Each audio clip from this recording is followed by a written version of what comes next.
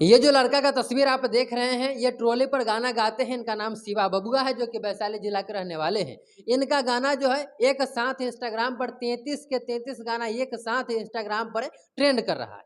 बहुत सारे लोगों ने हमसे पूछा कि आखिर ये लड़का कौन है, कहाँ का है। तो इनके बारे में हम इससे पहले भी वीडियो इसी चैनल पे बना चुके हैं। इनका कॉल इंटरव्यू भी हमने इसी पेज पर और यूट्यूब चैनल पर चला चुके हैं। लेकिन एक बार फिर से इनके बारे में लोगों ने हमसे जानकारी मांगा, तो एक बार आप सभी के बीच चर्चा करने के लिए हम आ गए हैं। मैं आपको बता दूं कि इनका नाम शिवा बबुआ है और एक साथ 33 गाना इंस्टाग्राम पर जो है वह ट्रेंड कर रहा है।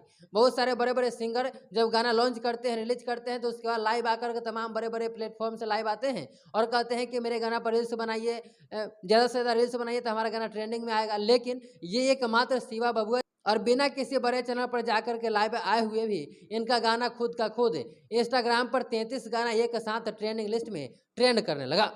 शिवा बबुआ जो एक गरीब फैमिली से बिलोंग करते हैं। इनका पापा जी मजदूरी करते हैं और ये जो है इस समय बहुत आगे चल रहे हैं और इनकी शादी भी हो गई है।